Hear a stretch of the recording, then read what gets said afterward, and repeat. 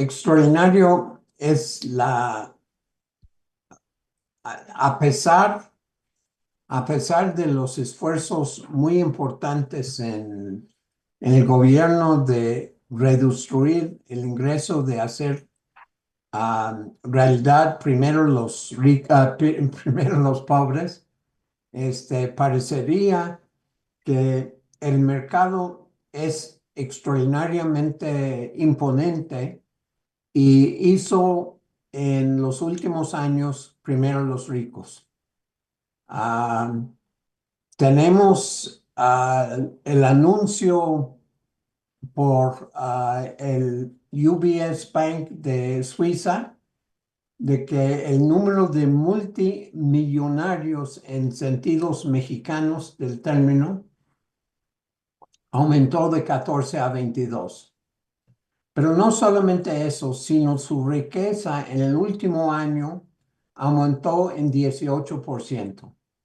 Es decir, mientras que tenemos un crecimiento del Producto Interno Bruto de, de algo menos de 3%, los ricos lograron aumentar sus patrimonios en 18%, aumentaron, eh, es realmente llamativo, aumentaron en el número de 10, repito, de 14 a 22, pero lo realmente también acompaña a eso es su control del mercado mexicano y su capacidad de seguir dirigiendo, transformando el mercado de consumo en una máquina que les beneficia a ellos. Es realmente terrible, preocupante. Y no pagan impuestos. Han logrado por los pactos, por la oposición política y por su posición de seguir sin una aportación correspondiente a los impuestos. Así es que tenemos gente rica, gobierno pobre y un sistema político que está tratando de recuperar esto, pero no está en condiciones de realmente hacer el contrapeso a lo que ellos están haciendo a través del mercado. Tenemos casos muy estelares, fundamentales, como el que debe más de 50,000 millones de pesos al fisco, pero el problema no es una sola persona. El problema es la naturaleza de la organización de nuestra economía, que está no solamente canalizando enormes riquezas a este grupo de gente, pero en el proceso destruyendo la base productiva que sirve y que se dirige al bienestar del pueblo. Muchísimas gracias, doctor David Barkin.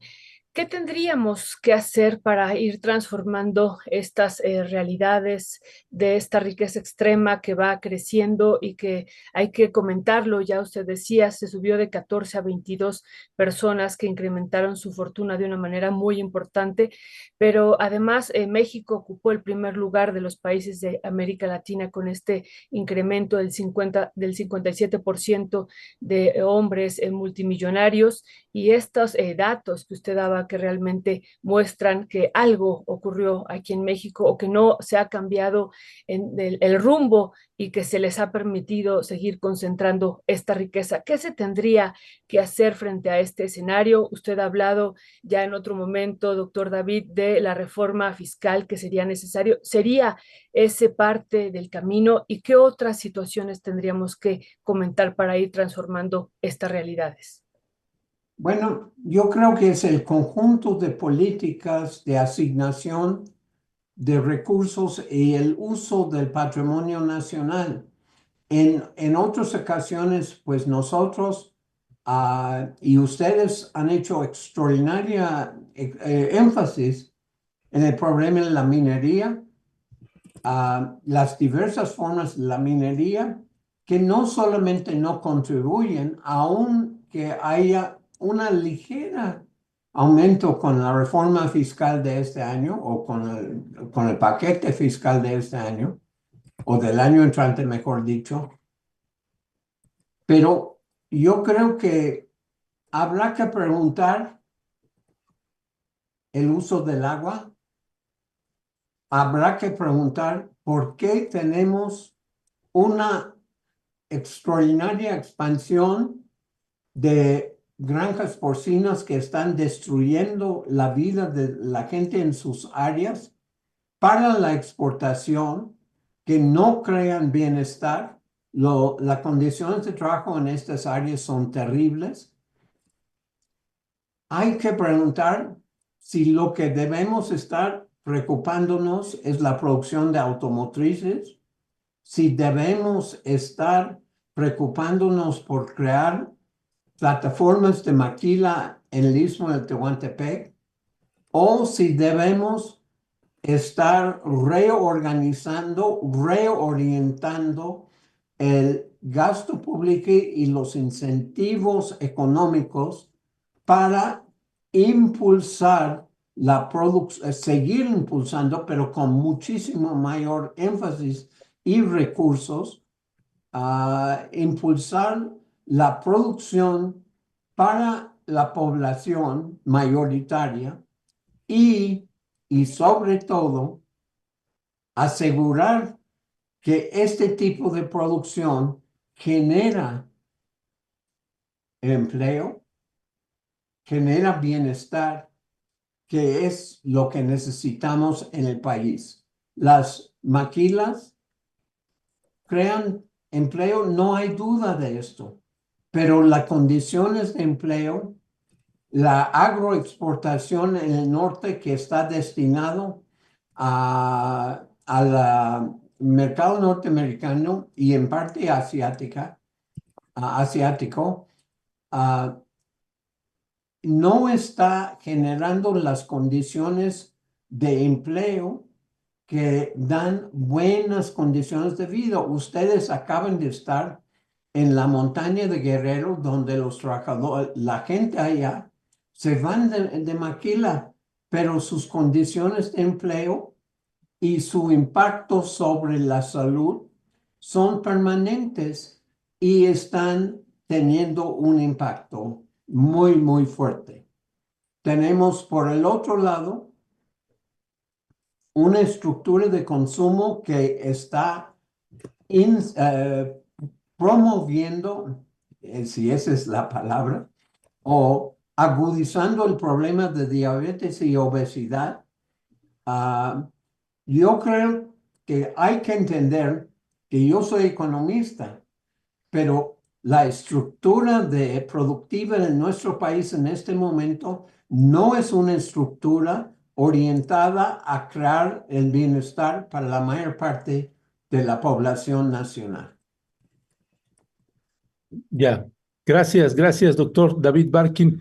Doctor Barkin, en esta lógica de, pues hablaba usted de la minería, las granjas porcícolas, producción de automóviles, las maquilas ahora pues no solamente ya en la frontera, sino este proyecto de las ciudades industriales, puesto que le llaman polos de desarrollo en el istmo de Tehuantepec, o estas estructuras de consumo. Me quedo pensando para quien le está escuchando, por ejemplo, en el gobierno del presidente Andrés Manuel López Obrador. Algo que él dijo y que era un timbre de orgullo y que me parece que fue, desde mi punto de vista, un logro importante, el reducir la pobreza, y que dice que es en un 9%, si no mal recuerdo, ya me 9 corregirán, millones. 9 millones, perdón, en 9 millones de habitantes. Y en esa lógica, ¿qué hizo el gobierno de Andrés Manuel López Obrador para lograr, es decir, se logró disminuir la desigualdad? En ese sentido, ¿cómo lo calificaría usted ahí? Pero yo no quisiera menospreciar la importancia del aumento de calidad de ingresos de la parte más, el segmento más pobre de la población. Tampoco quiero menospreciar a los esfuerzos del gobierno de Andrés Manuel de reducir el, la carga que los pobres tienen.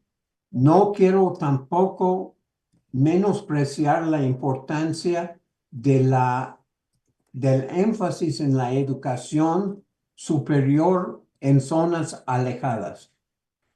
Pero lo que yo dije antes respecto al aumento de los multimillonarios también es parte del mismo proceso, es parte de la misma dinámica. El mercado en nuestro país está explícitamente orientada a enriquecer a los grandes. Y tú me preguntas, ¿qué tendremos que hacer? Yo creo que necesitamos una reforma fiscal, pues fuerte, una reforma fiscal que primero por los ingresos, pero yo creo que debemos considerar, y yo no sé si es posible en este ambiente político, un impuesto sobre patrimonios, sobre por lo menos la transferencia intergeneracional de patrimonios, porque el gobierno no puede, como está orientada, como está estructurado en este momento, hacer lo que propone hacer sin aumentar sustancialmente la carga fiscal de los que más tienen. Tú me dices, ¿qué hizo Andrés Manuel? El problema es que en su primer día de mandato, él también dijo, no va a haber reforma fiscal. Y dicho y hecho, no había reforma fiscal.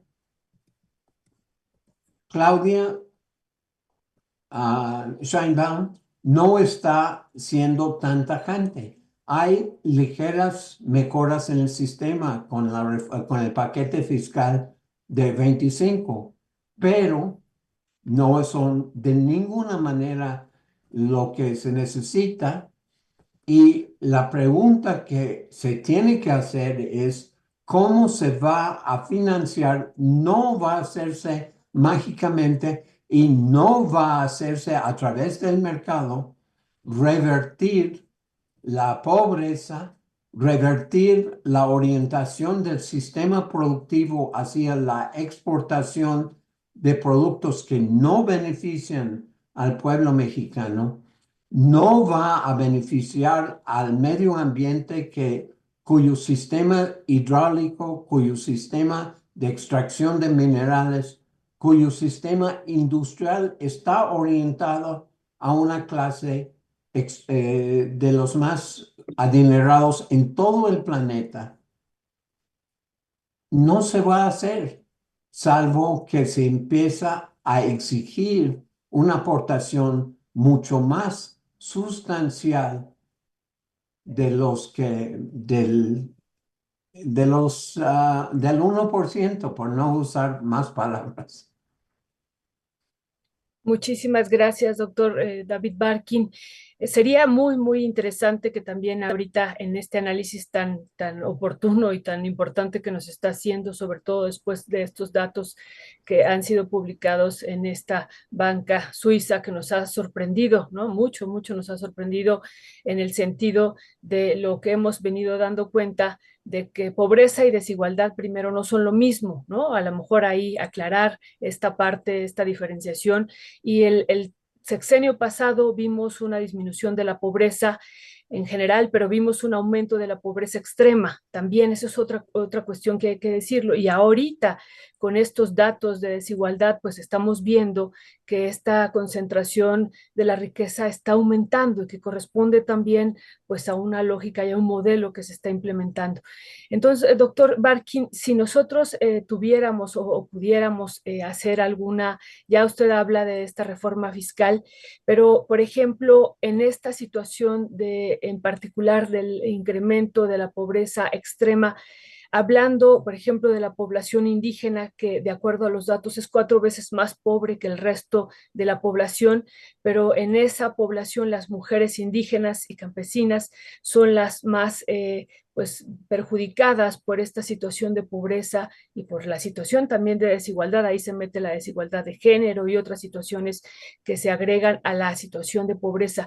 ¿Qué tendríamos de manera que puntual? Ya hemos visto que en términos de la reforma fiscal, usted ha dicho, la presidenta no ha sido tan tajante en el sentido de que ha hecho algunas modificaciones, a mí me parecen importantes como punto de inicio de este sexenio en términos de la recaudación fiscal del próximo año, y uno es aumentar los derechos especiales y extraordinarios a la minería, pero en este caso de la población indígena, ¿qué se tendría que hacer, doctor Barkin, de manera puntual? Bueno, yo creo que la primera cosa que habrá que hacer es aceptar efectivamente su autonomía y la posibilidad que ellos pueden realmente gestionar el uso de sus territorios. Lo que tenemos en el caso, ustedes lo vieron de primera mano en los altos de Guerrero, pero lo que se está haciendo en la meseta purépecha, lo que se está tratando de hacer en la zona Cora, en Nayarit, los esfuerzos entre la población wixárika y la falta de realmente un seguimiento para la población yaqui son ejemplos de lo que se tendría que reforzar y extender. El caso de la Sierra Juárez Calpulalpan, un municipio que ha reclamado y declarado zona libre de minería, está en este momento luchando contra pistoleros, contra gente, contra una empresa minera que ilegalmente está volviendo a abrir una mina que estaba cerrada. Tenemos Granjas Carroll en Veracruz, que tiene 51 unidades y le cerraron una. Después de haber matado 4 campesinos indígenas. Tenemos podremos ir caso por caso, pero hay 500 unidades de porcicultura en la península de Yucatán, la mayor parte de los cuales están sirviendo al mercado asiático, mayormente China, y están en manos de la clase política de Yucatán. Podríamos, no es el caso en este momento, dar nombres y apellidos de quienes están allá, pero Bachoco, para no usar nombres personales, Bachoco dice, yo estoy cumpliendo con la reglamentación, pero los propios comuneros en la zona de Bachoco han mostrado que no es cierto. No, la autoridad misma aparentemente no está organizándose e implementando mecanismos para el cumplimiento de un reglamento ambiental que en sí mismo es inadecuado. Yo podría ir zona por zona en donde se están haciendo esto. Me preguntas qué tiene que hacer. Hay que seguir ampliando el apoyo a agroecología, pero agroecología de baja escala. Hay que volver a insistir en la importancia de la producción local, de pequeña y mediana industria para el mercado local. Si bien es cierto que la gente tiene un poco más dinero, bueno, algún grupo tiene un poco más dinero, el hecho es que en este momento son cautivos de las grandes empresas que surten del extranjero. A lo mejor, debemos ver qué medida podemos tomar como sociedad, como gobierno y sobre todo como población, los distintos grupos, para dejar de impulsar el consumo inadecuado, el problema de la fayuca, el problema de la evasión impositiva por parte de comerciantes, está tan arraigada, pero de sustituir eso con producción nacional sería una estrategia extraordinaria, pero eso requiere colaboración de todos. Ya, gracias, doctor David Barkin. Pues casi se nos acaba el tiempo. Dice Elvia Gilbón, dice, vengan a Yucatán, falta nombrar refresqueras, cerveceras, granjas ganaderas y granjas de pollo, el agua está contaminada, los cenotes huelen mal, los niños enfermos, agravios a 15 luchadores sociales, en fin, pues muchos señalamientos. Y sí, hay varias denuncias ahí en el estado de Yucatán que han ido brotando. Y yo pensaría, doctor David Barkin, el modelo que está implementando actualmente el gobierno de Claudia Sheinbaum, digo, está tomando decisiones, unas podemos estar de acuerdo, otras no estar de acuerdo, pero ¿cuál desde su punto de vista en materia de la pobreza en México, cuál sería de los puntos importantes o más urgentes a tratar para combatir esta desigualdad? Bueno, la desigualdad se puede atacar con la extensión del sistema de pensiones, de becas, de asegurar que los estudiantes en las zonas más remotas están teniendo acceso. El otro asunto claramente que vimos el sábado en Rompeviento, en Tierra Adentro, la salud. No hay duda de que tenemos que enfrentar la salud. Y la salud implica que el personal del sistema esté luchando contra el sistema de consumo, el patrón de consumo que está creando la mayor carga emocional, la mayor carga poblacional en el país. Pero además de esto, yo francamente creo que debemos bajarle a la inversión en las megas obras. Yo no dudo que los diversos proyectos de tren van a ser útiles, pueden ser hasta rentables, pero yo me pregunto si no sería mucho más barato crear oportunidades de empleo y oportunidades de producción que pueden implementar los pequeños y medianos productores. Yo enfatizaría esto y yo me metería sobre todo en estar seguro que no estamos solamente atendiendo un grupo internacional de turistas que realmente no generan el bienestar para el pueblo no genera la base para un mejoramiento de la calidad de vida para la población nacional, porque el turismo está orientado y servido por grupos extranjeros y empresarios extranjeros y nacionales que son parte de este grupo de ahora 22 multimillonarios. Hay que entender entonces que se necesita un cambio en la estructura productiva, además del fiscal. El fiscal no es suficiente.